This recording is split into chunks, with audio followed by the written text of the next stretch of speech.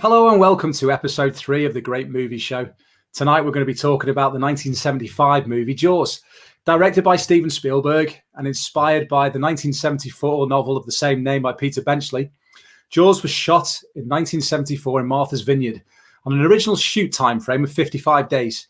It ended up taking about 3 times as long and well over budget. Starring Robert Shaw, Richard Dreyfuss and Roy Scheider, it had a huge marketing campaign, unprecedented at the time. But combined with the fact that the number of screens was limited to just over 400 for the initial release, a huge buzz was created as fans were seen queuing round corners and down city blocks, and ended up grossing over 100 million, something that a movie had never done, especially not in the summer, and coined the phrase summer blockbuster. Tonight's episode is entitled "That's Some Bad Hat, Harry," a line that Brody quips to Harry just before the poor boy Alex Kitner gets chomped. We know all about you, Chief. You don't go in the water at all, do you? Some bad hat, Harry. So, episode 3. I'm joined by Adam and Dave. Hello. Oh. First question. Have either of you two read the novel by Peter Benchley? No. I have, yeah. When did you read it? I haven't read it for some time, actually. I just have to say I'm very excited about this episode. I can tell you're shifting about in your chair like it's a hot seat. And we're already wearing the same T-shirt. We are. Is this matching or clashing? Matching, obviously. Yeah. I think it's matching. The posters behind us are also matching and clashing. There. That's a poster I've got every week. Oh, am I doing this that way? Yeah, I think I read the Peter Benchley book years and years ago, and I think I read another one straight after. Was it The Deep or something? I think it was The Deep. Yeah, it's got Deep, Beast or The Beast. Well, I've not read the book, but I understood that Hooper in the book is kind of a young, long, blonde hair kind of surfer dude, good looking. Is that not correct? Yeah, kind of. He's definitely younger. He's younger, he's better looking, and he's got more of a tie into Amityville. And we'll talk about this in a bit anyway. Let's talk about when you first saw the movie. So let's get an idea of when you first saw it, what age you were, and like what the world was like at the time, and what other movies were around. Because you won't have seen it in. Actually, Adam, you might have seen it in 1975, but Dave and I are too young for that. Thanks for that. Not true viewers, listeners. I can't remember how old I was, because when it came out, it was I think a PG here, probably PG-13 in the States. And considered it was described as a horror film. I think it was probably the lowest classification rating that a horror film had ever had. But because it was a PG, I was allowed to watch it. And I think I probably watched it when I was about 7, maybe 8. Okay. I don't remember it really scaring me, to be honest. I just remember it being such an exciting and exhilarating film all the way through. I think I missed some of the scary parts of maybe the opening scene. With Chrissy, I don't think I realised maybe that it was, or maybe it was heavily edited when I watched it when it was on the telly or something like that. Was that how you watched it on terrestrial television? I think so. Time?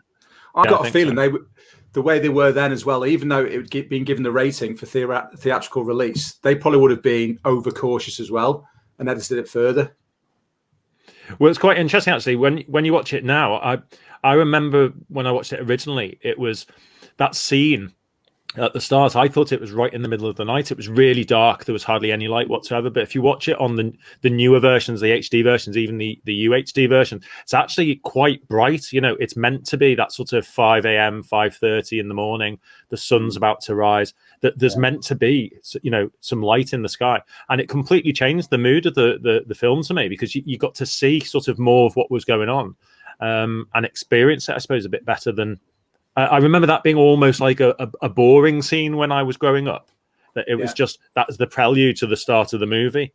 But actually, it's a really good piece of cinema that I'd kind of not really understood so much. Mine's basically the same as yours. I guarantee I saw a rubbish ITV edit of it. I made a note when I was watching it. All the footage where she's thrashing about and she's clinging to like a boy, is it? Yep. All that was definitely not in the version I saw when I was a kid. Okay. I mean, I've watched Jaws on and off over the years, but I watched it closely in the last couple of weeks, and I made that note specifically. So it's definitely heavily edited. I also, because it wasn't available on like Sky Cinema or Netflix, other streaming services are available. I had to actually go and pay to download it from Sky Store, which is unusual for me because I'm a bit tight. I think it cost like £8. So it was obviously like the to buy or to rent? To buy. Okay. I own it forever as long as I never leave Sky. So that was like, I think I assume it was 4K, but yeah, I mean the cinematography is absolutely stunning because you remember watching it as a kid on a crappy VHS, and you weren't really looking at the photography. No. Probably watched half of it. Different aspect ratio as well, and very cropped in, and as Adam said, then the lighting is all off as well. Yeah, and I was pretty twitchy as a kid. I didn't really like that kind of thing, whatever, and you had in your head it was Jaws and it was scary and all that. So yeah, I'm probably the same as Adam. I watched it probably maybe a bit older than Adam. I reckon I was probably maybe 9 or 10, I guess. Yeah, I can't remember when I first watched it. I definitely watched it because I was aware of it, and everyone was aware of Jaws the movie. But I can't remember when. I think as my taste for movies grew and my appreciation for movies, because we're all kind of movie buffs in our own right, aren't we? We like certain genres and things, but we certainly like movies more than your sort of average Joe on the street. So I remember as my taste grew, I'd revisit it, and it's slowly become one of my favorite movies, really, because of what it is. And I gather it's one of your top favorite movies, Adam. By the way, you're so excited about tonight. Yeah, I'd say it's up there. Probably, maybe I'd say maybe even top 2. Dirty Dancing's obviously number 1. Nobody puts Adam in the corner. No, but it's literally. It's just one of those films. I think the revisiting thing's the key for me. That it's something that I've watched probably more than once a year since I started watching it, and that whole thing from the opening credits of the shark eye view going through the underwater to it cuts straight to the beach. And people are chilling out, having a smoke, having something to drink, and then, those young kids, the Chrissy and I can't even remember the name of the guy. They look at each other over the bonfire, and she decides to go for a run, and then suddenly you're into the movie. It's not long before there's something happening, even though you don't see the shark at all. That guy, right? Go back when you watch the first scene again. The guy with the long blonde hair, who's Chrissy's date that night, right? When they discover the body on morning 1, so Brody and Hendrix are there. Hendrix blows his whistle, and they go over. That little scene, it's like the guy can't act, and the next scene he can. So he goes over. Yeah.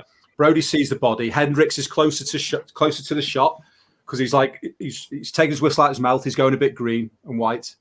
Yeah. And the guy, the blonde hair, like Brody looks directly at where the corpse is going to be off shot, and the blonde guy's going, look left. It's like he's getting direction. Look up, behind you, look right. Not a clue. Look puzzled. And then the next scene, though, he's in. I think he's in Brody's office, isn't he? And he's like having a glass of milk or whatever. And he's like, right early. He's like, they can learn how to act, or he's suddenly got better direction in that next shot. Yeah, it was just reminded me of that. So before we go too much into the movie, just back to where this all stems from, Adam. So first question posed to you then tonight. Do you know anything about the inspiration for Peter Benchley writing the novel? Or there's a few different sort of urban legends of not urban legend, but you know what I mean, ideas of where he got it from, and then there's a couple of other writings I've seen of a few different influences. My understanding, and I might be wrong, is and it's sort of referenced in the movie, is that there was an attack, wasn't there? Was it 1916, something around those times? There were a number of attacks in 1916. Yeah, in Rhode Island. Yeah, but they sort of truncated them in the when they referenced them in the film, they sort of said that there were 8 or 10 when actually there was 5 here in the surf and 3 in the creek or something like that. But there was a sort of series of shark attacks, not too far from where it's supposed to be set, and they do kind of reference it, don't they? They do. I heard Benchley sort of refused that take on where he got his inspiration from. despite the fact the the people who were killed and the dog as well ties in to some of the victims of the of that. In fact, the novel has an extra victim or a different victim that you don't see the death of, but they're included. So it does plot the 1916 deaths kind of similarly. But I believe he didn't accept that. And so I've read something in the past where it was a fisherman that I believe he got his inspiration for Quint from, who in 1964 had harpooned a mammoth great white, like 4,500 pounds great white, and then towed it back to shore in his boat, like the biggest sort of fish caught in those waters at that time. And I believe he got to know, or he got in contact with this fisherman as well, a guy called Frank Mundus. So I thought it was that way, but there's all these different threads that say, no, it's inspired by this, it's inspired by that. So I don't know quite what's true, but I believe that was from the mouth of Peter Benchley saying, I saw the article in the paper from that 1964 event, and I put it in my pocket, and I thought to myself, what would happen if a fish like that ended up in a resort community? What sort of damage would it do? And Spielberg, what he took was, Dave and I were discussing this earlier. It's like almost like the last act of the novel is what he wanted. He wanted the adventure film, didn't he? But obviously you need the prelogue with all the, why are they going out on this boat? The three of them. So you've got all the preamble, but then he cut a lot as well. We'll talk about that a little later as well. So again, Adam, as you're the Jaws expert, I'll pose another sort of open question to you.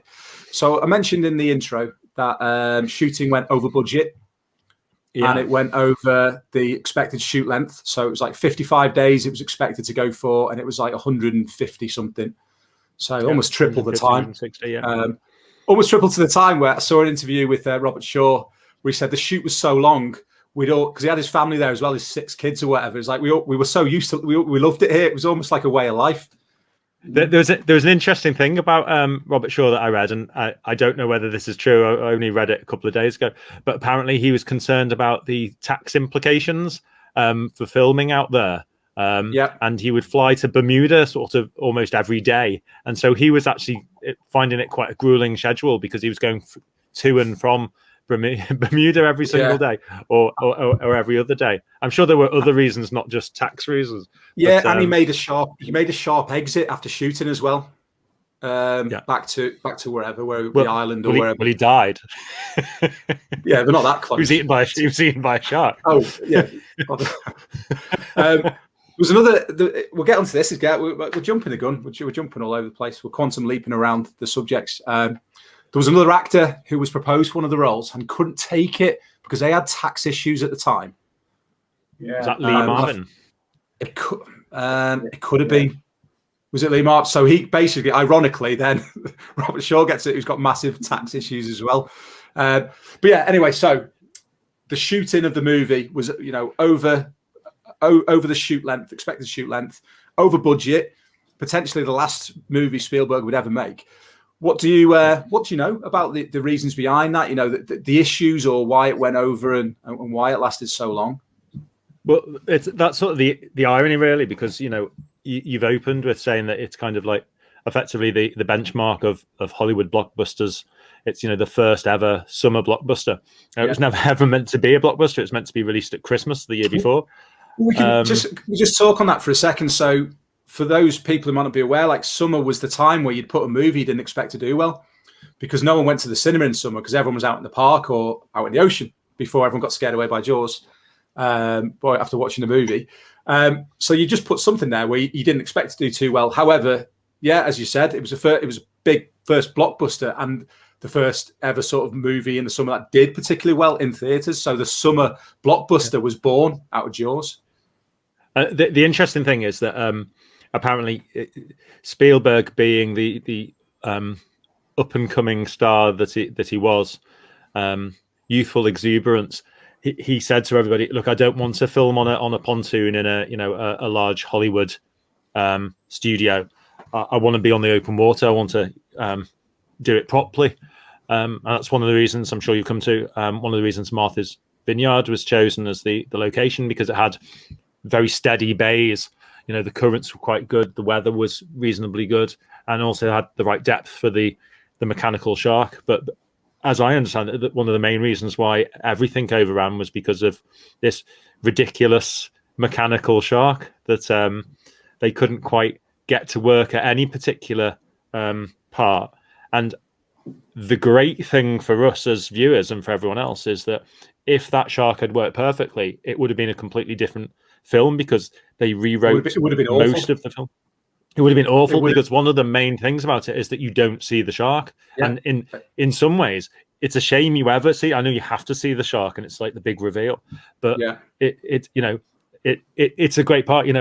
It's not a comparable film, but it's like Independence Day when you know about the aliens.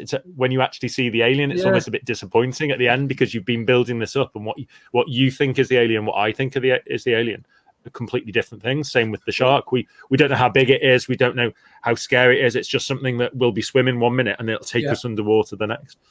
Yeah, well, you look at what Ridley Scott did in Alien.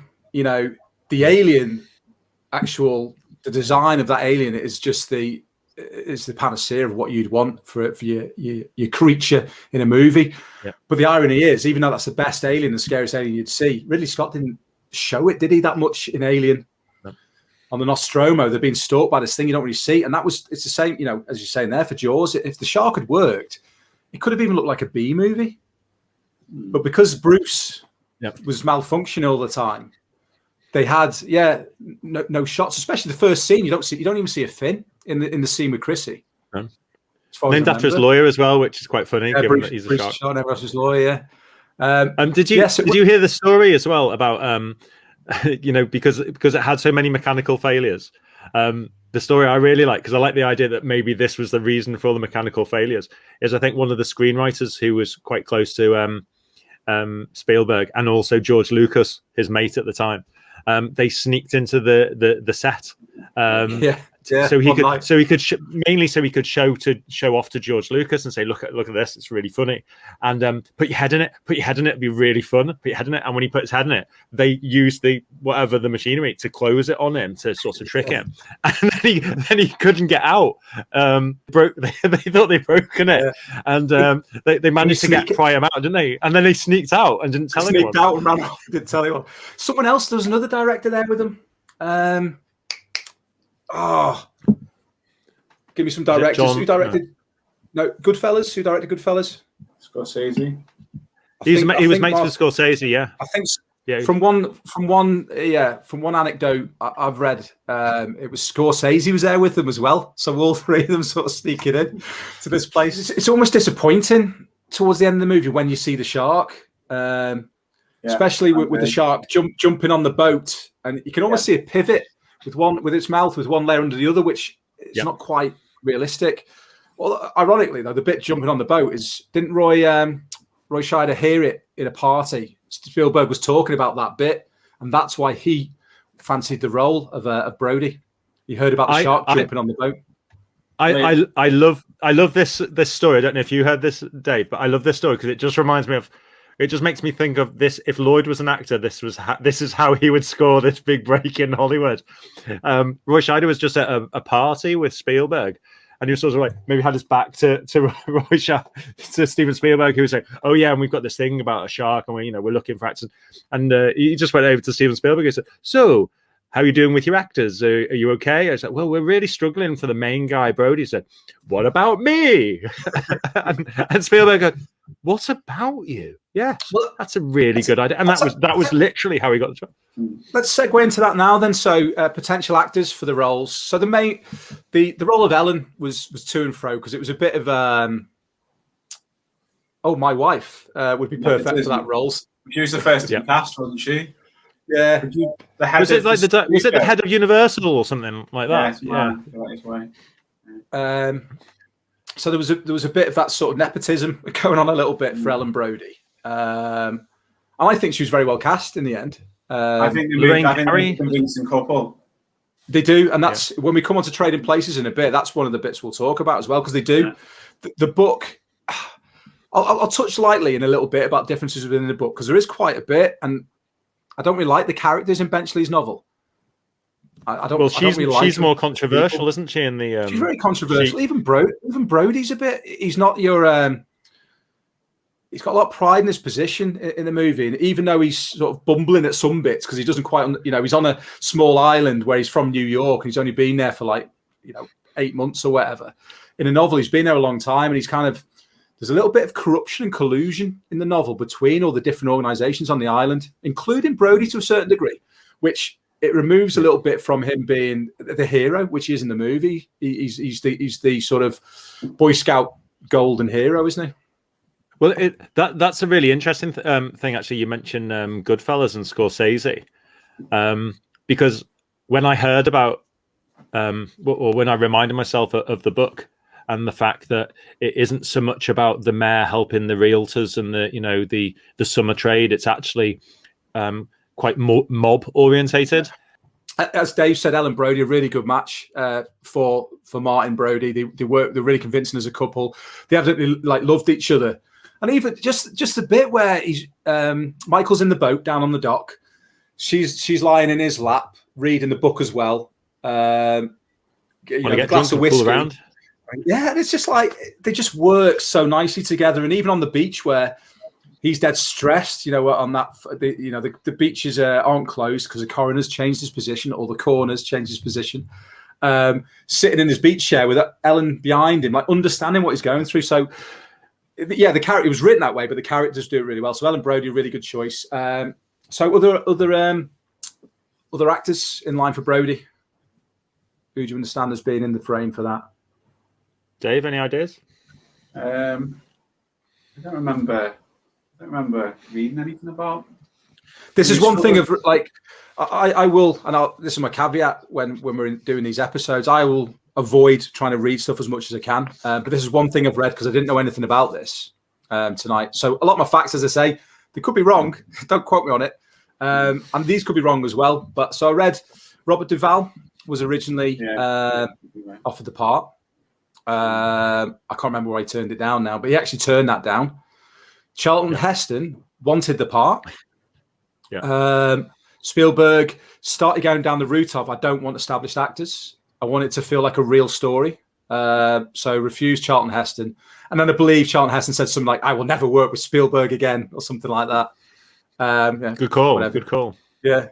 And then for Quint, obviously, as you said before, Lee Marvin was looked at initially. And then it was Zanuck and Brown, who had worked with Robert Shaw in The Sting, that actually said, right, how about Robert Shaw? So that's basically was it for Quint. And then Hooper, quite a few of these, and quite a few interesting ones as well. So the most interesting I'll start with, Jan Michael Vincent, who was Airwolf. Stringfellow Hawk in Airwolf. Yeah, Stringfellow Hawk. A very interesting look to him. And what's the connection to Roy Scheider? He did the helicopter film. What was it called? The helicopter movie. Blue. It wasn't Firefox. That was Clint Eastwood. It was Blue Angel. I don't know. Blue Thunder. Blue Thunder. Yeah. Was that video? Did he make a video game of that as well?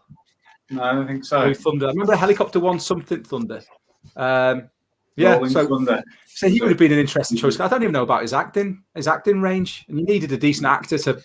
A lot of Brody's part in the movie is the unspoken aspect of it, the look on his face and his reacting physically. Even when he's chumming the water and we see the shark pop up and he walks backwards into the engine house. What would you call it? Steering house. And utters that famous line, which we'll save for later as well. It's a lot of the unspoken stuff. So I don't think he could have. Well, I don't know. Might be doing him a disservice. I don't know what he did after Airwolf. And then we've got I don't know what he did after Airwolf. Proves something. Yeah, exactly. Kevin Kline for Hooper. I don't know what he'd be like. I could see him in comedy roles. There was a rapport between Brody and Hooper, which I think Kevin Kline could do, because Richard Dreyfuss has that warmth, and I think Kevin Kline has that warmth as well. I don't know if it's because he's got a mustache. And John Voight. Yeah, I heard about that as well. Yeah, it's strange, isn't it? Because having watched it as many times as I have, I don't know, Dave, if you think differently, having seen it only a handful of times, but you've got three completely different actors playing three completely different characters, and it just works absolutely perfectly. Yeah. And you know, maybe not off camera, but on camera. And maybe the off camera stuff is some of the things that fueled how good the relationship is actually when they start filming. But yeah, there's just something about the way the chemistry of the main three, but also the minor characters or the part characters as well. And I think a lot of that. Don't you? Every episode, I just like to touch on the minor characters. Who's your favourite non-essential role in this movie? No, because I think that a good director, and that's why I am a self-confessed Spielberg fan. You know, Dawson.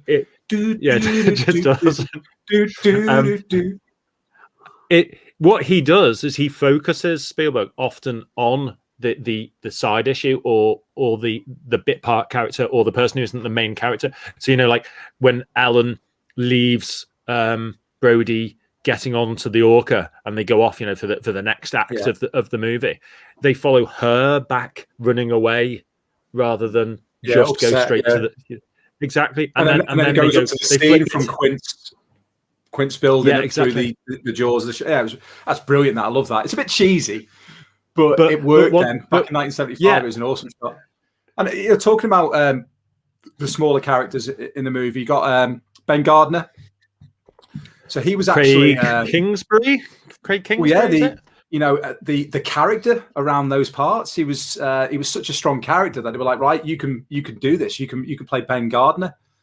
And wasn't it true that Quint actually Robert Shaw spent so long with him trying to learn his story, so he actually based a lot of Quint on the guy who played Ben Gardner, which is a bit weird, but he's been referred to as like the most interesting character. Like you can meet as a boats on those rocks. There'll be some missing their fathers and making their mothers. He's just salty captain, isn't he? He's your seasoned fisherman who knows what's what, and just sort of like an interesting, colourful chap. And then meets his demise in something actually when Hooper and Brody go out because he's a night feeder. Let's go out and see where he is, and they come across Ben Gardner's boat. Remember, so Hooper, not in scuba, holds his breath quite well, actually. Hyperventilates like a dive would do to make sure they can hold the breath longer. Goes under the boat, and what does he see? See someone's head, doesn't he? So Spielberg. Do you know about that scene? Yeah, Lloyd will probably ask you about I know about that scene. Yeah. So in terms of Spielberg wanted a scare for the audience, he'd done a test screening already. Yeah. You talked to that, and Dave, you know about this more than me. Well, he'd done I think this is right. Adam will tell me not. He'd done a test screening and it had a jump scare in that cut, and it got a good reaction. And he said he got a bit greedy, basically. Do you know what the jump scare was? I'm trying to think. I don't know actually which was the original one. I think the original one was the chumming scene for Brody. Just that one. So you first get a really good look at the shark, but all of a sudden pops there. But obviously, you're right, though. Obviously, the most interesting part of the whole story is that it was production had already wrapped, so he went and filmed it in someone's swimming pool. Was it? Do you know whose? I can't remember whose. Robert Zemeckis. The famous film editor Verna Field. So the actual editor of the movie. She was the editor of Jaws. She was the editor, and it was her actual swimming pool that they decided to film in. And what do they put in? What do they put in the swimming pool, Dave? Do you know? Something to make it hazy, but I can't remember. Yeah, they put like a gallon of milk into the water to give it that kind of weird sort of salty ocean feel to it, and then they reshot the scene. Spielberg puts a lot of the success, how the movie is revered down to her as well, editing. We're ready. Yeah. So another thing about Verna Field that I like is the fact that she doesn't. I don't think she gets much wrong with the movie. There's lots of punctuating moments that I really enjoy. One of the things that's considered to be a bit of a gaffe is when the two fishermen, they go out with one of their wives' Sunday roast to catch the sharks a third of the way through the movie.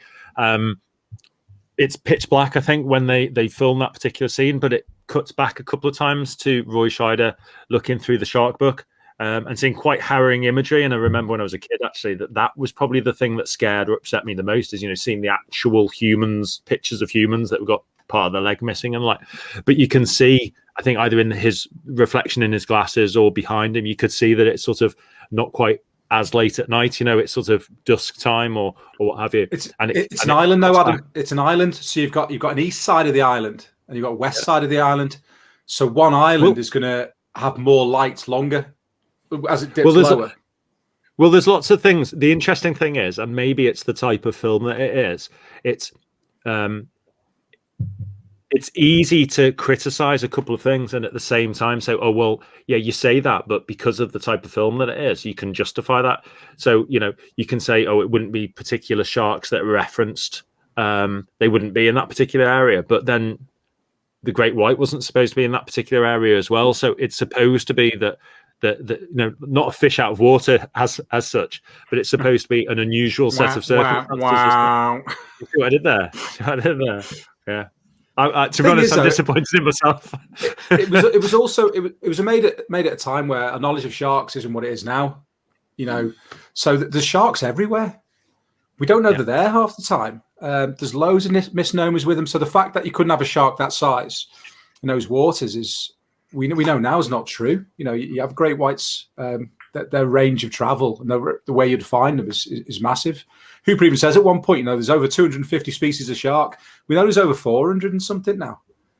So the knowledge gap has been filled to a certain degree.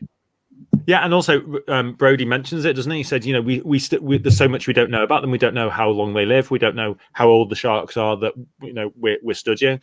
So some of that mystery is sort of tapped into, isn't it, to really scare the viewer. And I can imagine, it's bad enough now, but in 1975, watching that film in the cinema in the summer, you wouldn't want to go swimming, and people just did not.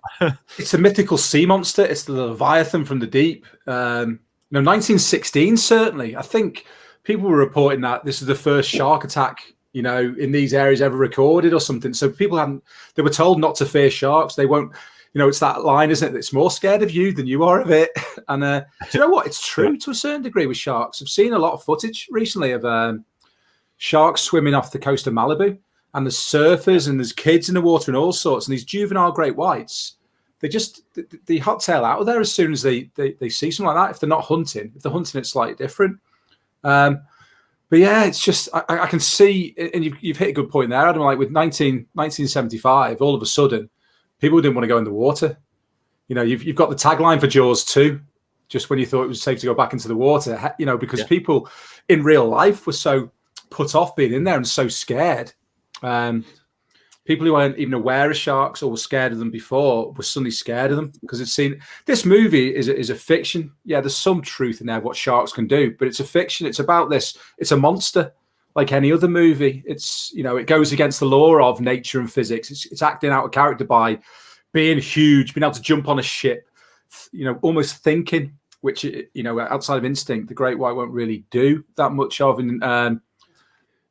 Yeah, there's talk, isn't there, of it taking nearly 30 years to get people back into the frame of mind since the film. Like, genuinely, it's credited, the film, as having a 30-year kind of effect on negative views towards sharks in terms of fishing or misunderstanding or swimming. And it's, fear is such a horrendous thing, and that's why horror movies and thrillers are so successful, is tapping into somebody's fear. I think I read that Spielberg didn't like ever not being able to see the floor of what he was swimming in. So he didn't like the idea of the dark, unseen ocean underneath him. But that's one thing. But that straight away they counter that, don't they, in Jaws, by saying, isn't it true that most shark attacks happen in 3 feet of water? Yeah, and you can see the floor in 3 feet of water. 3 feet of water is somebody swimming, not even up to their, just above their waist, or well, maybe me up to my waist. Most people up to their chest. So that kind of preys on that kind of fear. Ron and Valerie Taylor. These were the two. This was the couple, the man and wife who did the filming of the real great whites off the South Australia coast for the movie. They were underwater photographers, shark photographers, and they did this for the movie. Footage.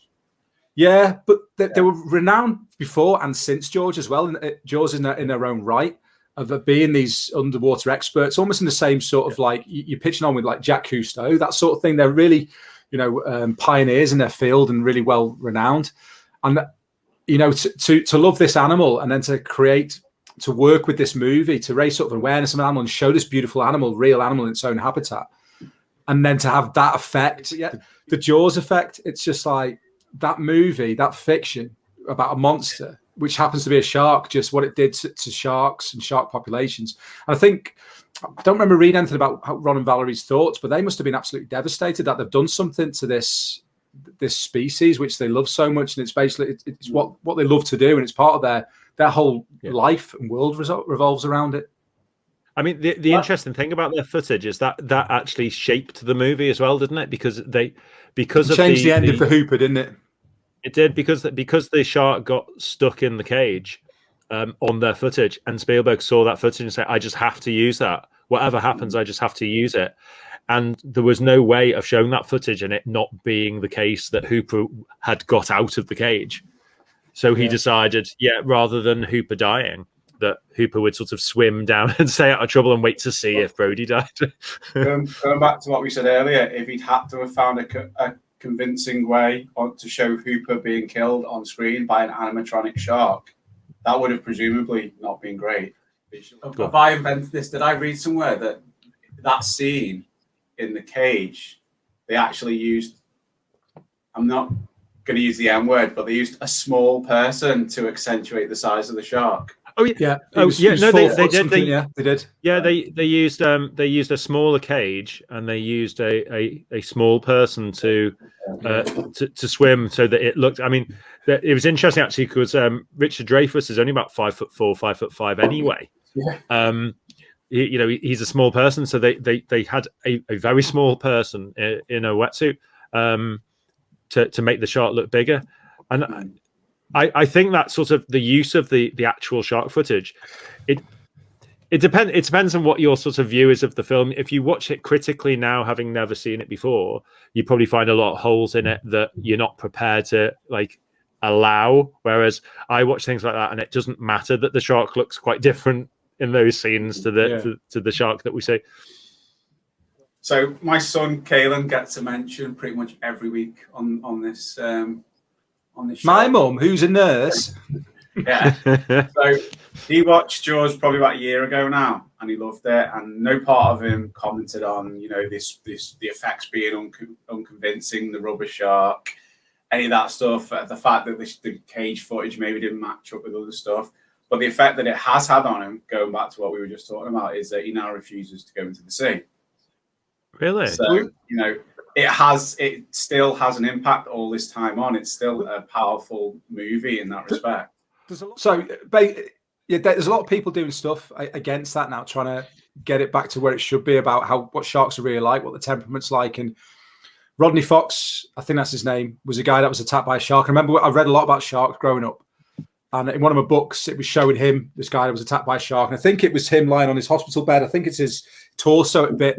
And he actually worked with Ron and Valerie Taylor on getting the shark footage for Jaws. But he's a shark conservationist since. He's about, preserving them, takes people out to dive in cages to see what they're actually like.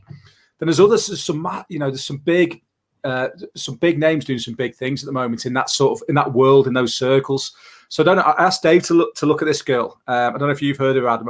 Ocean Ramsey, she's called. No, not heard. And she's a dive instructor. I haven't checked her out on YouTube. She's probably got her own YouTube channel. I've just looked at articles about her. She's all about changing the perception of sharks, and she free swims with them. So you can see footage of her. I think she might even free dive as well. So there's no bubbles in it or a tank. She'll sort of go down with the great white. She'll figure out what's going on, hold onto its fin, and go along with it. Really? Just swimming with the great white shark. So in terms of the score of the movie, there's two massively different directions the score goes, almost like a dichotomy between one's doing one thing and one's doing a completely different thing. So I don't know if you want to talk about John Williams' score, maybe start about him proposing it to Spielberg. Well, I because I love Spielberg films, I inevitably have to love John Williams' scores anyway, because 90% are his. What I like about it is that was pretty much, I think that might have been even their first discussion, the first film that they really worked together on, I think. So Spielberg went round to John Williams and he was quite excited, as what have you got prepared for me? And it sounds like John Williams just went up to the piano and went, dun. That's it. It's gonna be a hit. Dave may even play it. I know it's quite complicated for. And apparently Spielberg thought it was a complete joke. He said no. Just stick with me. It will be very, very popular. It'll work perfectly for the movie.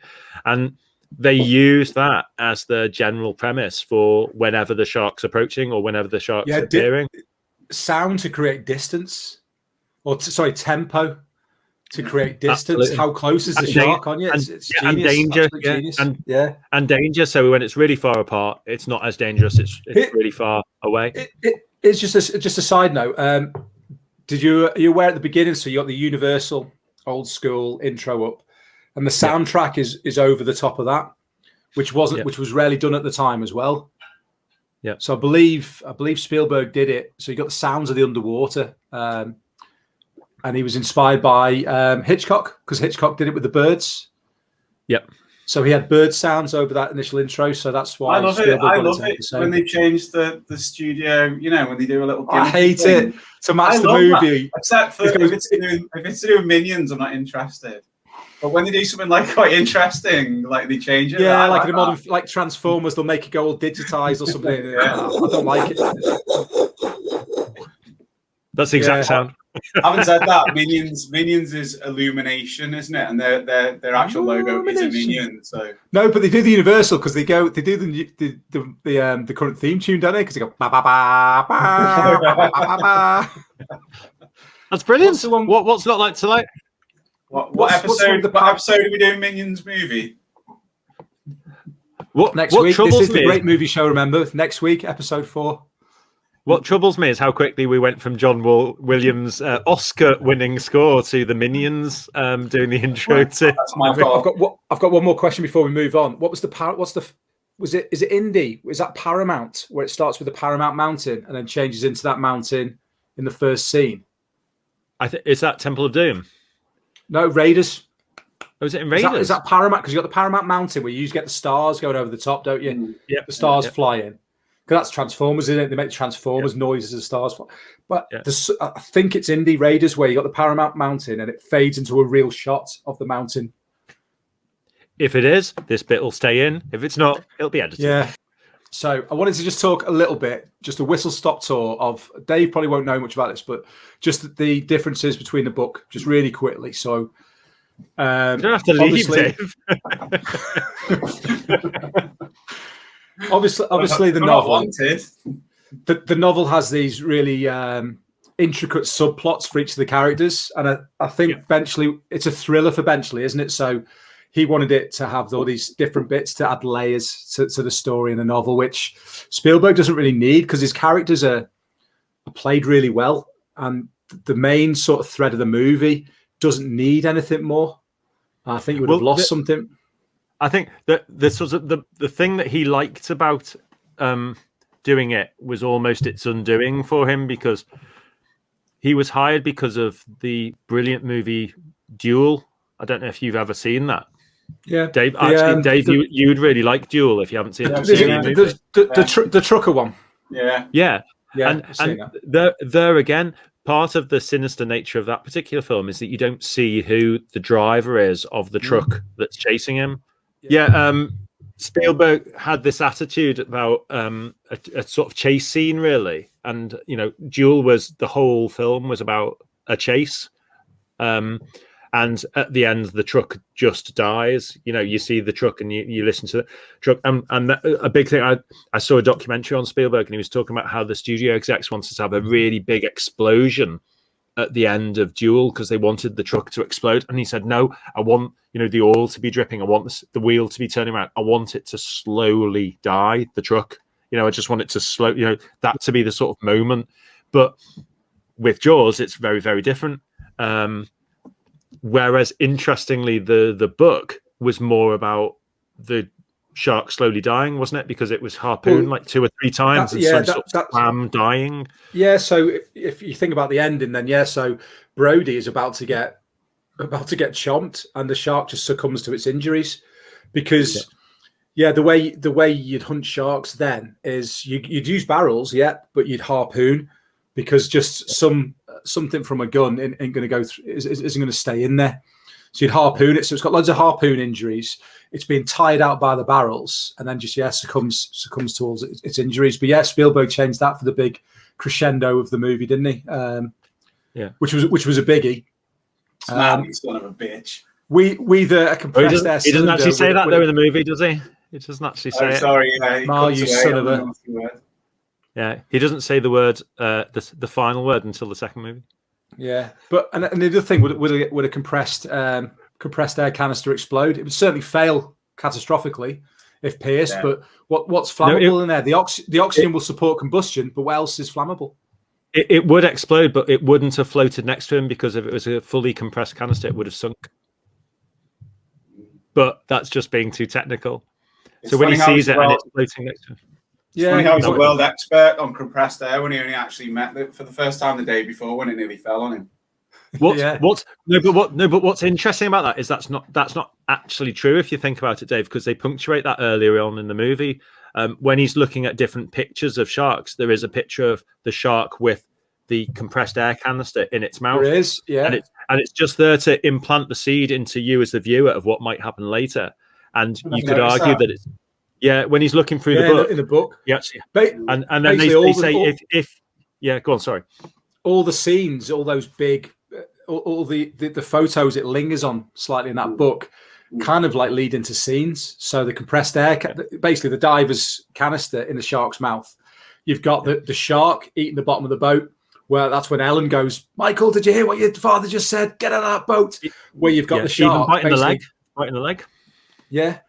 So it takes the bottom half of Quint's boat, the Orca. It takes Ben Gardner's boat, a hole like that.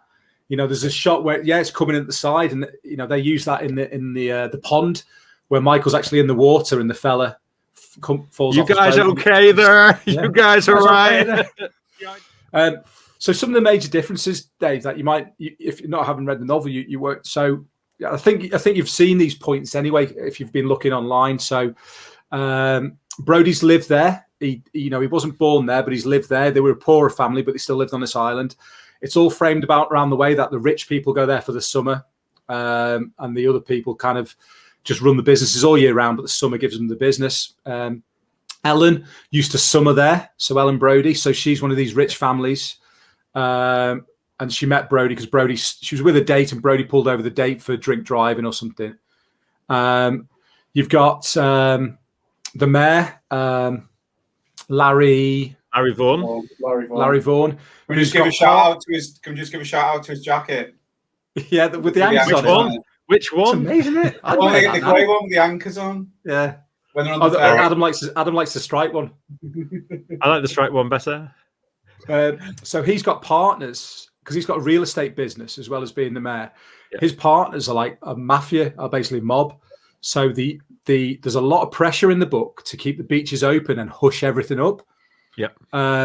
So in the book, Brody's involved in the collusion to a certain degree, which sort of it takes something away from his character and who he is. Where in the movie he's closing them. And then on that little car ferry, the coroner only for 24 hours. Only for 24 hours. Well, no, that's later on when he actually closes it. After Chrissy's found, he's like closing the beaches. Yeah. The car turns up. The newspaper guy, Larry, Hendricks is in the car as well. They all get out on this ferry, the car ferry.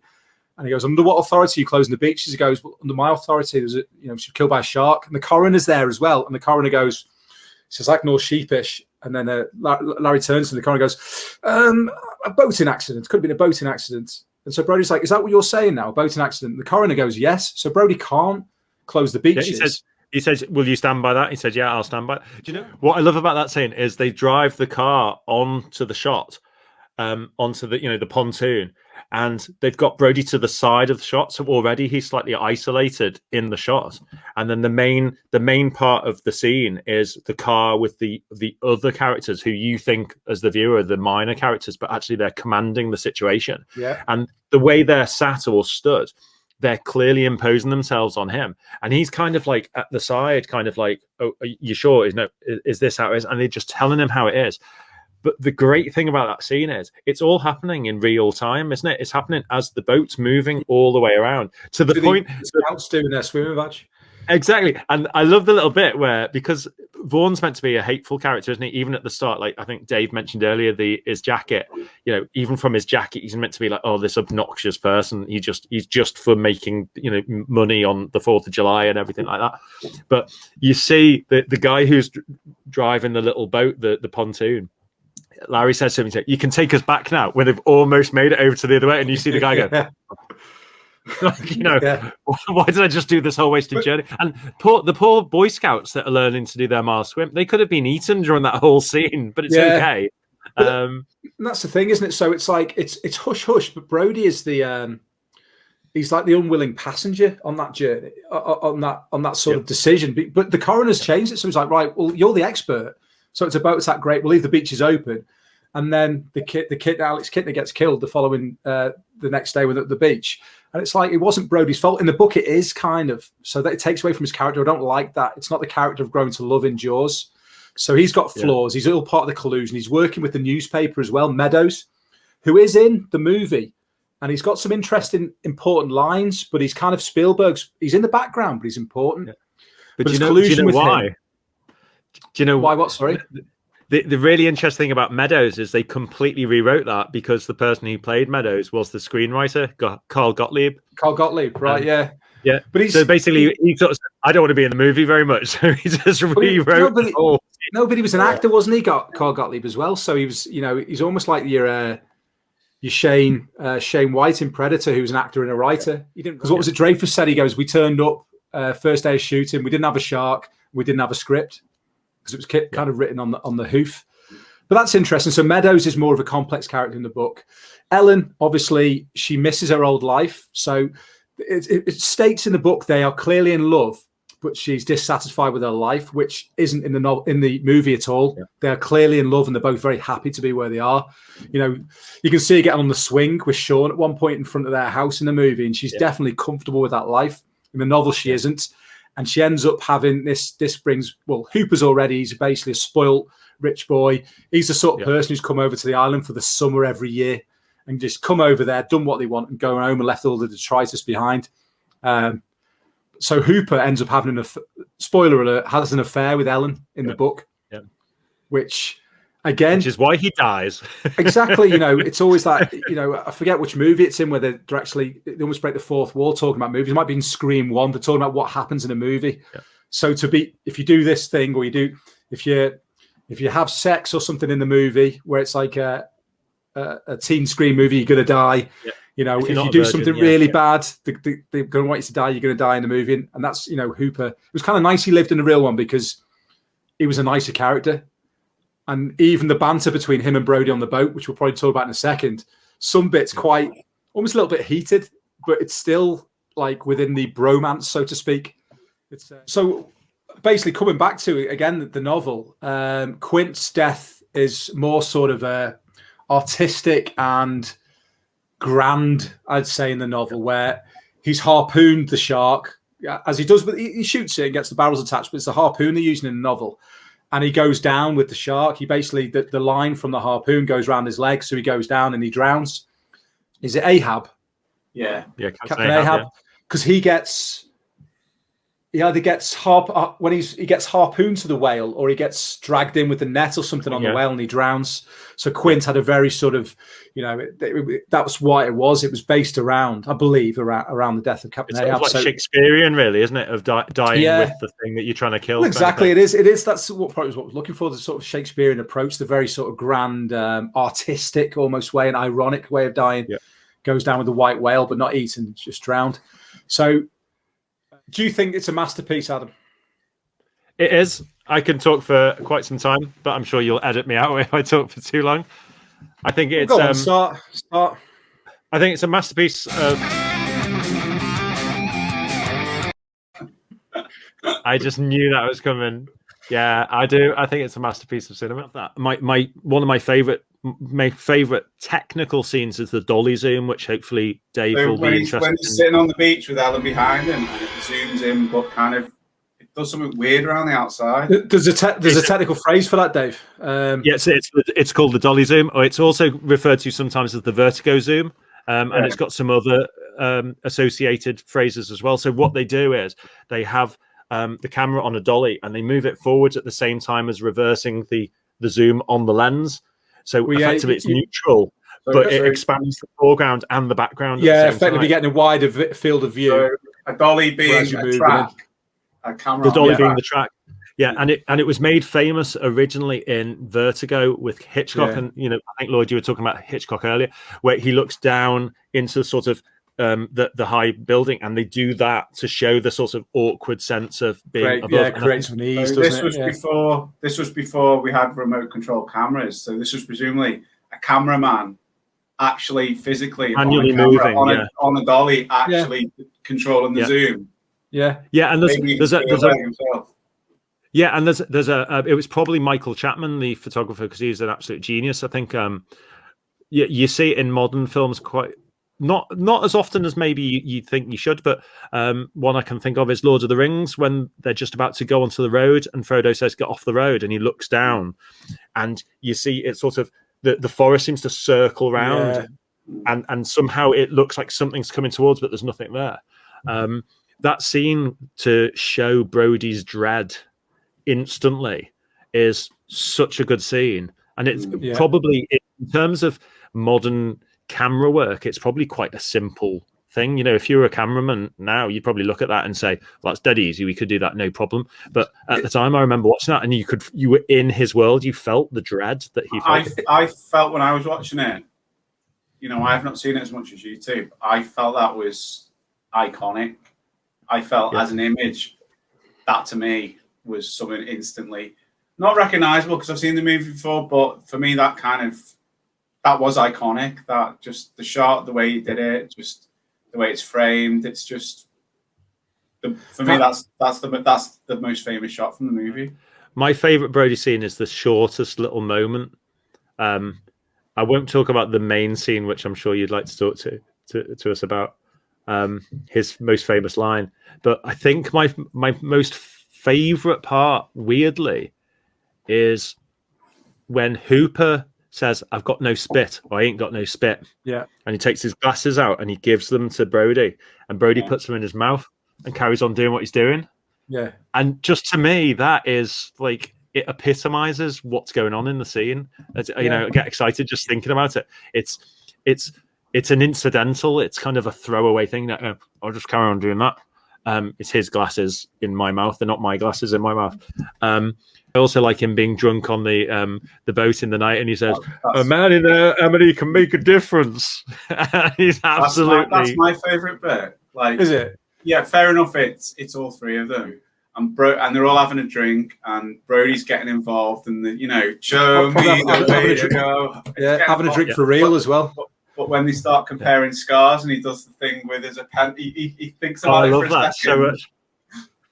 And it shows that he's out of his depth. We know that he doesn't want to go on the boat. He's scared of water. He's out of his depth, but he's getting involved, and he's doing his bit. Well, they take that as well. You've got the bit where Quint says, "Brody, start another chumming line," and he goes, "Get Hooper to do it. It's Hooper's turn." Hooper drives the boat, and he's like almost like a petulant child for a second, and then about 30 seconds later, Hooper's doing something, and Quint goes, Hooper, reverse, reversed half or whatever. Yeah. And because he's like, Hooper, stop playing with yourself, because he's playing cards, isn't he? He goes, get in there, and it's like, forward, whatever. And then he doesn't do it straight away. He goes, Brody. Brody says something like, yeah, Hooper, do it now, because Hooper didn't help him before. So the teacher's told you to do something, so you could do that now. I love that little relationship between the two. What's your favourite bit? I've got another one, but go on. What's your favourite bit? My favourite Brody bit is the bit. So the beaches are still open. Someone's calling shark. They've got spotter boats out. Hooper's out there. The two boys pop up, and it was here's our idea. He gets a mouthful of water as he's pointing, and they look like brothers actually. So I think they're brothers in real life. Do it. And he gets a mouthful of water. Bless him.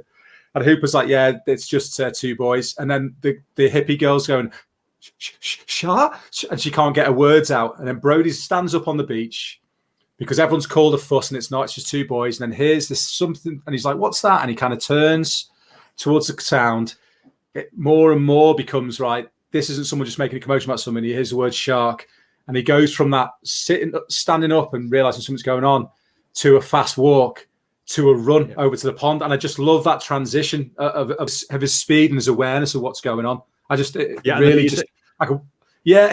It all knits together. I could just watch that scene over and over. I just love it, and I think Roy Scheider plays it. He does it perfectly. It's exactly what you want, which is why when we talk about in Trading Places, why he's such a good choice. You can't beat him as Brody. Well, that's my favorite bit with him.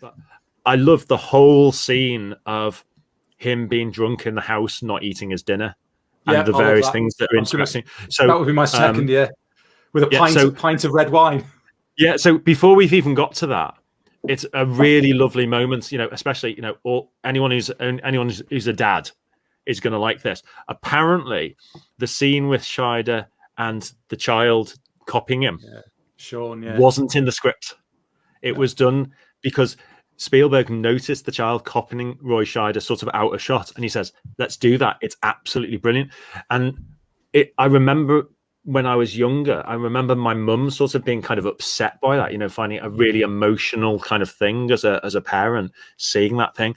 And I watched it sort of back more recently, and it's quite a powerful thing. And he sort of says, come here. And he says, why? Yeah. So, give us a kiss. He says, because I need it.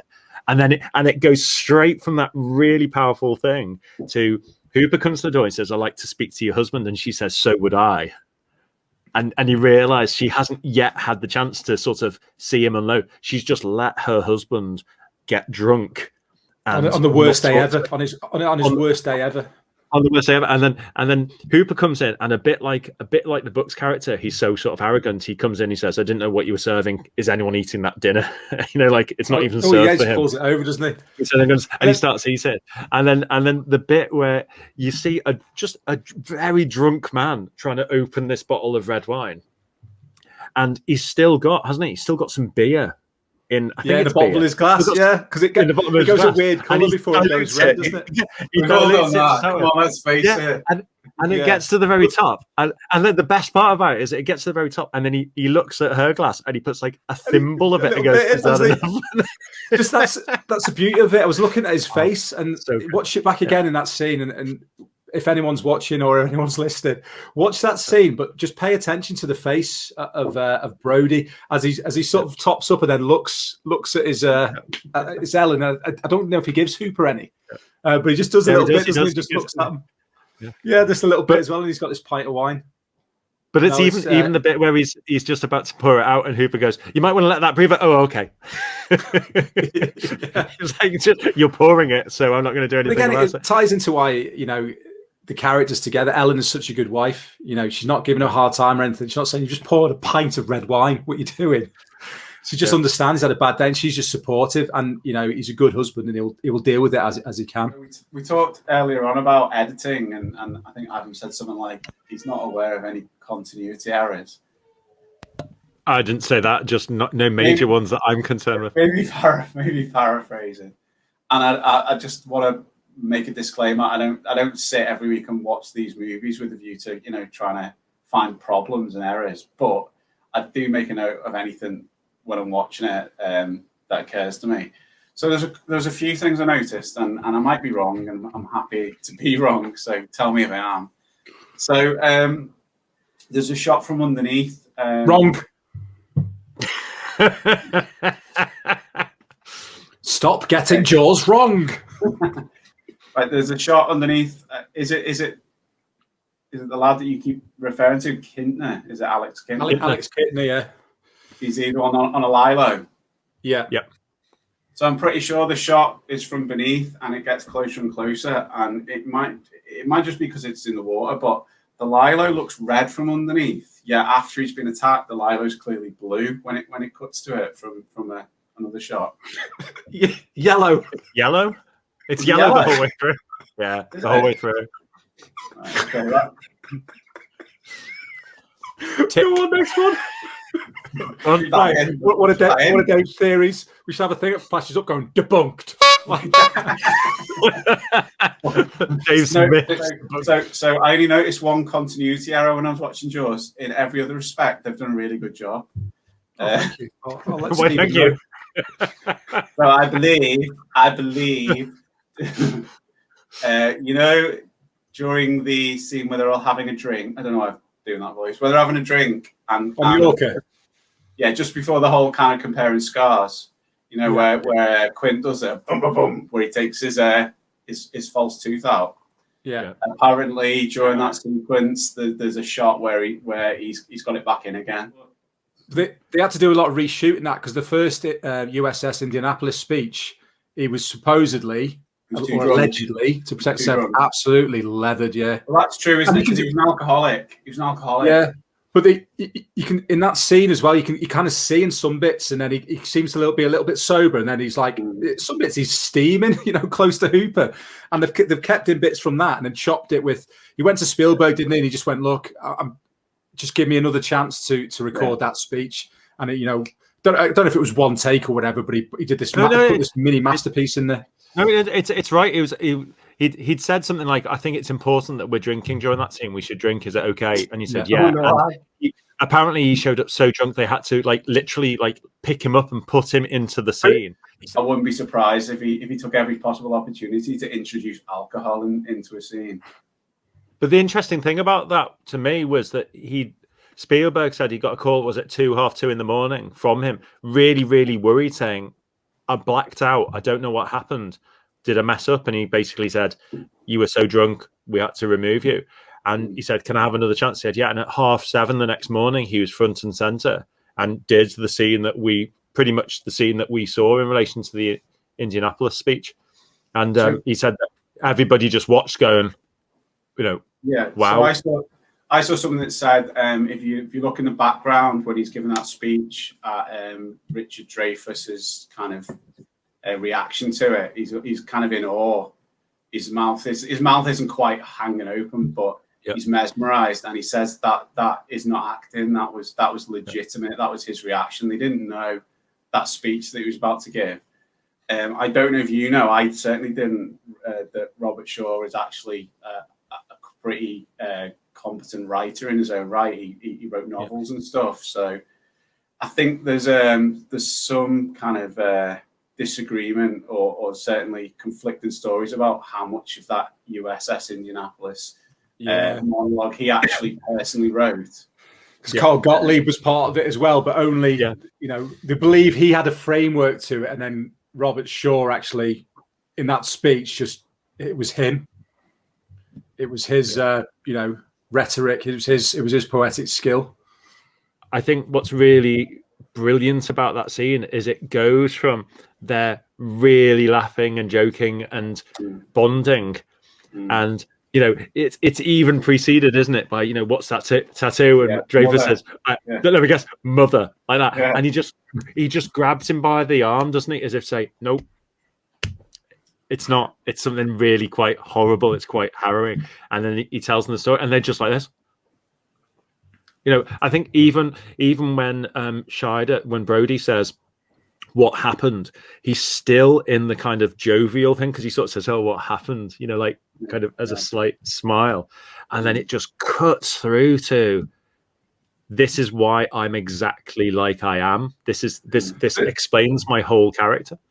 And that would that would kill an evening's drinking. Imagine around like a fire or something outside. It would kill the jovial mood. But then Spielberg brings it back into Show Me the Way to Go Home, and the next thing, the sharks ramming the boat. So it kind of comes back into that.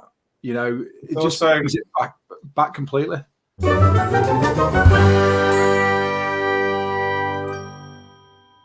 I don't know if anyone had the speak and spell back in the 80s. Obviously, popularized in the ET.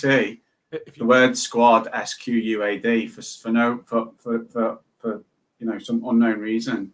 When Speak and Spell asked you to spell the word squad, it used to say spell Squalidon.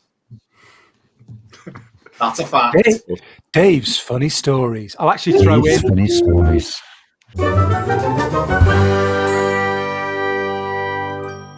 I'm always interested when I watch movies, thinking about what they may have gone on, what that movie might have gone on to influence for whatever reason, visually mainly.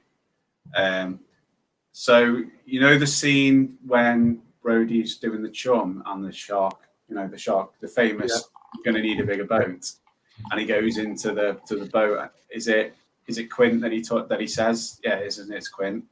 And he backs into the wheelhouse backwards, doesn't he? And it's like, so I couldn't help but feel that it was quite similar. It was quite similar to Ghostbusters when Ray first sees Slimer. Basically, the fag's almost dangling off his bottom lip. And I just wondered if that was an influence for Ghostbusters. I wanted to ask the question. So it was the novel is a thriller. And part of Benchley's storyline with the subplots for the characters makes it such, really. Now, Spielberg wanted the last bit of that book, didn't he? The chase scene, the sort of action bit. But you've also got the build-up in Spielberg's film. So what would you class the film as? One day. It's kind of like a weird cop movie in a way, isn't it? It's like a buddy movie towards the end. Yes, that's exactly what I think. Yeah, there's three of them, obviously, but yeah, it's kind of like the equivalent would be a cop movie where there's a bad guy that they need to collaborate eventually, despite their differences. They need to come together and find a way to vanquish. Sorry to interrupt, Dave. You said three there. It's almost like a cop buddy movie, but there's three of them. Well, Quint could almost be like the police captain. Yeah. He's always on like a Murdoch and Riggs, going, "You can't fashion and outdated views and inappropriate." I got the commissioner on my ass over you two. That sort of thing. Did you just quick aside? Did you know that Spielberg appears in the movie? I know the voice does. Yes, I know his voice does. Who is? Which voice is he? He's from Amity Light Point or something like that. He's connecting Ellen Brody to the boat. And it's definitely him. You can, regardless of what the rumors say, you can hear it's Spielberg's voice. Because I was like, it's like that. I knew that Peter Benchley was in it, but I didn't know Spielberg was in it. Yes, this usual lovely seaside town is covered by a shadow. That shadow is a shark, or something like that. The shadow of a shark. The shadow of a shark. Yeah. Also, weirdly, although I don't remember seeing him, I'd have to watch it back. Apparently, Harry Shearer from Simpsons fame, amongst other things, he's on the beach. Is that true? You told me this. I looked into this. I don't know if this is true or not. Spielberg, he likes to create depth and texture to his scenes, so he'll use post recording of sound and put it into the scene. So the chatter on the beach and in the town, they get almost like a choir of people, not singing but talking. Right. And I think Harry Shearer was part of that sort of that cohort of sound people, post-production sound. But I could be completely wrong. A lot of the things I say are completely wrong. But I think there's sort of three acts. So I think there's a sort of horror side of things, and then there's a sort of character development kind of things, and then it's just a buddy movie. Like the scene where Hooper comes from nowhere really, and he like finds his way around, and the sort of hilarity, or I think the hilarity that ensues, the little moments of, hey gentlemen, can you at least tell me where the nearest restaurant or hotel is? And they walk straight ahead, and he goes, you're all going to die. And then he goes in, he said nobody's getting out of the harbour alive. Those little sort of moments drive the middle bit of the film. But officer, can you tell me where I can find Chief Brody? I'm Brody. I'm Matt Hooper. Exactly. Oh, God's sake, yeah, great. And he's so happy to see him, isn't he? Yeah, he's exactly. Like this guy from the Oceanographic Institute, he's made up to see him. Yeah, Which the book going back to the book 1 second, is it massively in contrast because Benchley writes it that Brody is sizing himself up against Hooper straight away, and he looks him up and down, and then the end of the little sizing up and down, the little paragraph, Brody goes, he surmised that he could take him if it came down to it, and that's in their first meeting. But so that's the movie's great because Spielberg's choice to make the characters different and to make the relationship different makes it a buddy movie, which I think makes the movie. It does, and I think maybe Robert Shaw as well was a bit more paying attention to the original book when he took such an exception to the Hooper character, because he's sort of like supposed to be the old school compared to the modern rich kids, and the two aren't ever supposed to gel. Which is why I love the scene in the drunk scene so much, because they two people who really shouldn't get on or don't get on bonded so well. Yeah. So I do think there's sort of certainly two sides to the story, probably three sides to the story. But when they go out on the boat, it's almost as they go out on the boat, the movie changes to a different type of movie to what you've just seen before. As they leave on the Orca, it's a different movie. There's a shot on the boat. Okay. There's a girl. There's a girl. There's a barn on the boat. How your intonation is influenced by movies as well. There's a shot. Right. So on the Orca, just after they get the first barrel attached, there's a shot of Quint at the end of the pulpit, as they call it. With he's basically facing the boat, so he's got his back to the sunset. The sun's behind him, and the way that he's framed is kind of like you can see the frame of the pulpit, and it almost looks like angels' wings. It's like he's a savior or something. I don't know if I've just been too overly analytical when I was watching it. I've never noticed. Did you know? Apparently, they worked out from a scientific perspective that it would take 1,200 pounds of pressure in order to take 3 barrels underwater, and therefore it was impossible. But the whole point, as we talked earlier, was improbability and impossibility. Yeah. It's supposed to be like a super shark, isn't it? But don't you think also one of the points of the movie is it's supposed to play on that whole issue, and Quint is the embodiment of that. Is he knows everything about these sharks. He's experienced it, and no shark is going to be able to take 3 barrels underwater. No shark is. So when it does, he's scared, and that's why he changes, isn't it? That's why he goes crazy. Couldn't take one under constantly. It couldn't take you one under for a long time. It basically go under momentum and then it pop back up. The whole point of the movie to me is the guy who's afraid of water. The guy who knows nothing, the guy who doesn't even know how to tie a knot that's causing catastrophe, knocking over things. He's the guy who kills the shark. And I think not so much a moral of the story, but kind of the point of the story, I think, is the person who has no business being on that boat doing anything. He's got no skills in the environment at all. He's the person who saves the day. And so it's almost like the reluctant hero. It's the person who shouldn't have the ability or right to do what he does saves the day. He happens to be in the right place at the right time. I mean, if you think about it, why on earth is he on that boat? There's no reason for him to be on the Orca at all. It should have been Hooper, Quint, and Quint's mate, the guy with the dog who doesn't talk. Right. So we've talked about the movie. We've given our thoughts about the movie. And let's really sort of commit now to how we feel about the movie. So we've got 2 ratings on the Great Movie Show.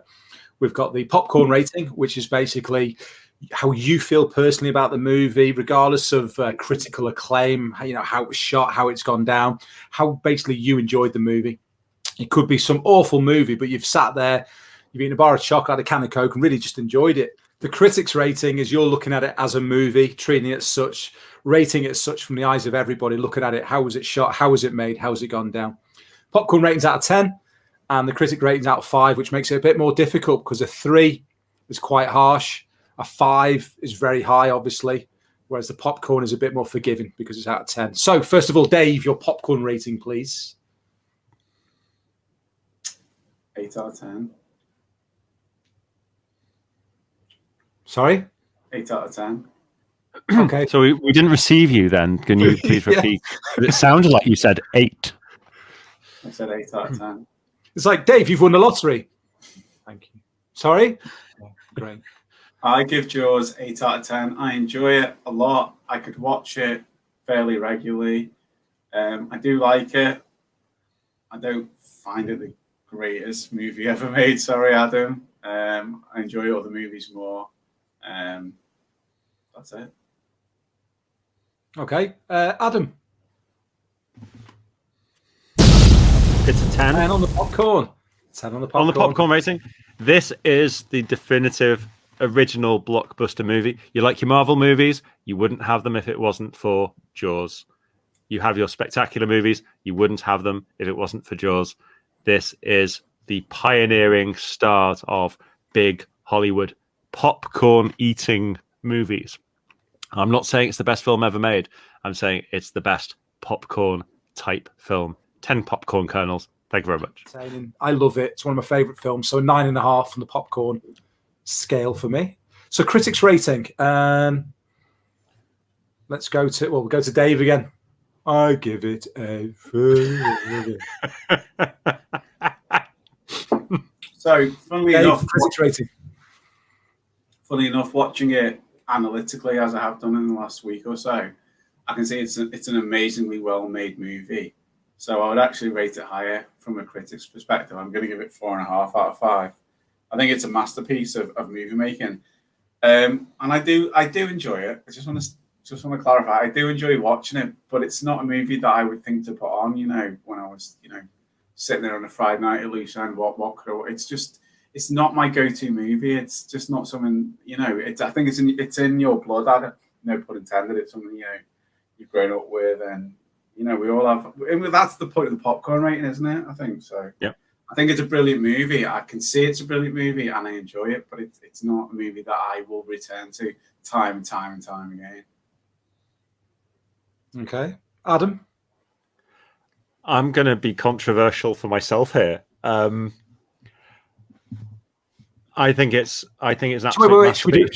Should we do it on the count of 3? Because I think it's an absolute masterpiece, but I'm slightly controversial as well. Yeah, 4.5 stars. Oh, I'm 4. And I can tell you the reason why I'm not surprised. The reason why it's 4.5 stars is at the end of the day, you've got a mechanical shark. Yeah, shit shark. Exactly. That's my point. And I'm more harsh on that, so a full point. But yeah, it can't. It's going to age so badly, even past now. Yeah, I think if you had a drama that was just set in a particular scene, somebody's house or something like that, and it was perfect acting all the way through, and for example, the beginning scene of Reservoir Dogs when they're all sat around the table and they're talking, that kind of scene to me is almost like the absolute perfectly directed movie scene, and regardless of what you think of the rest of the movie, that is perfect. Whereas with Jaws, there's so much that's brilliant about it, but ultimately they did have problems. Ultimately, they did have issues.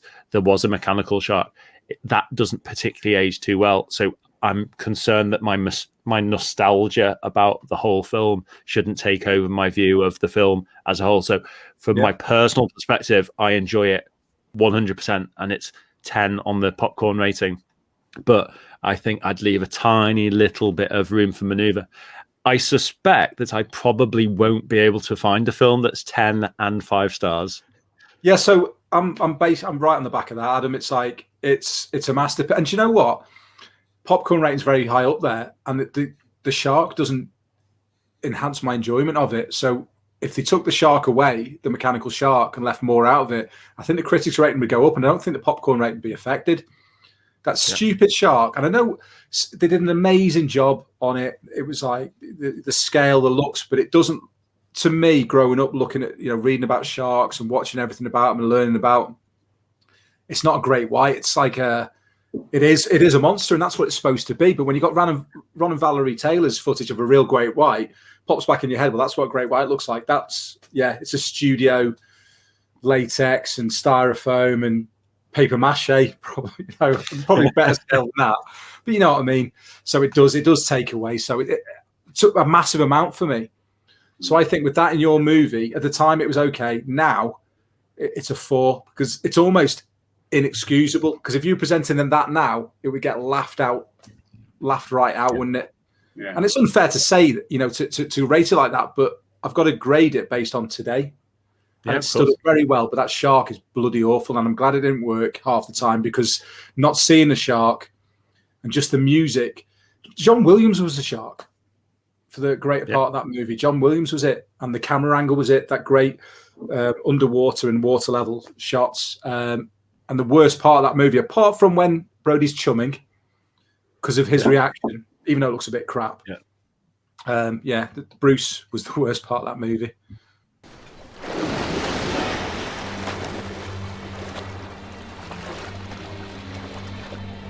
Okay, so now it's part of the show where we do 6 degrees. Basically, we link the previous movie from the previous episode to this episode. It can be the actor in that movie, linking through various movies, whatever theme you choose to take to get to the other one. But it can't go more than 6 moves. Is that right, guys? Correct. Is 6 the absolute max? Unless we've accidentally done 7. Okay, well, we'll count them up. But anyway, I've done 1 again, like last week. So I've just gone from Blade Runner, Harrison Ford, which was last episode's, and I've linked him with Richard Dreyfuss in American Graffiti, directed by George Lucas, and Richard Dreyfuss was, of course, Hooper in Jaws.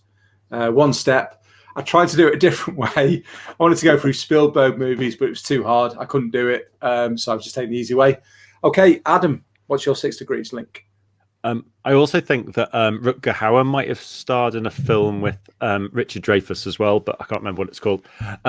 I have said Blade Runner stars Breon James as Leon Kowalski. Yeah. He's also a not particularly well-known Glenn Grunsky in The Wrong Guys, which was like a 1980s comedy, not particularly successful.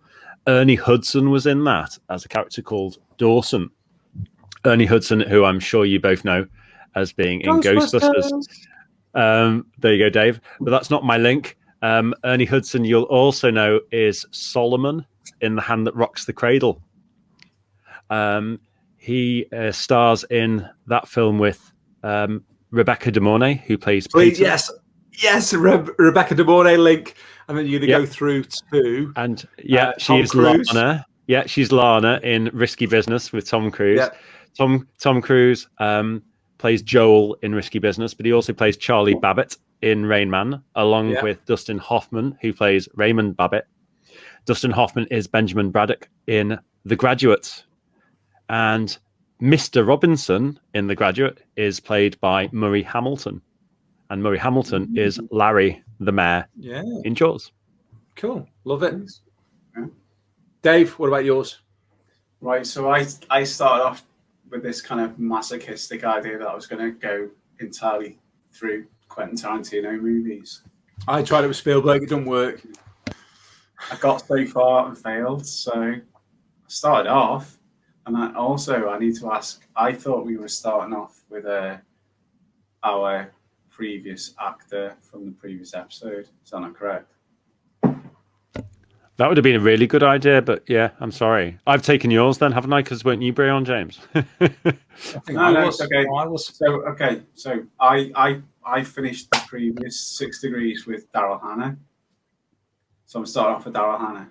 So taking the Quentin Tarantino route, I went from Daryl Hannah, Blade Runner, to Michael Madsen in Kill Bill. Yeah.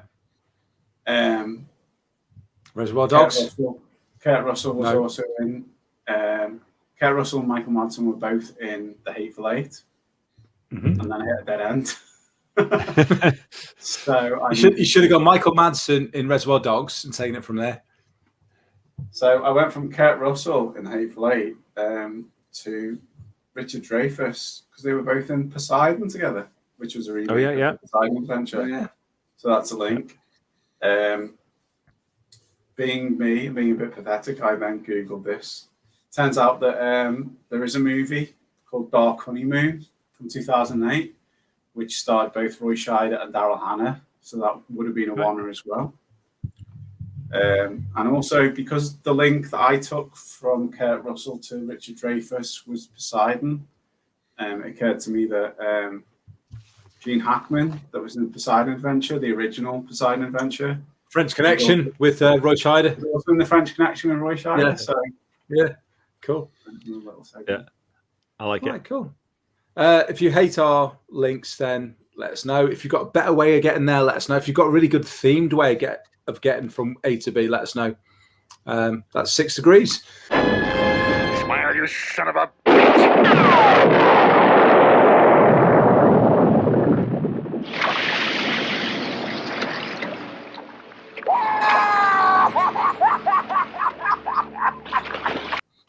So that's it, episode 3 already.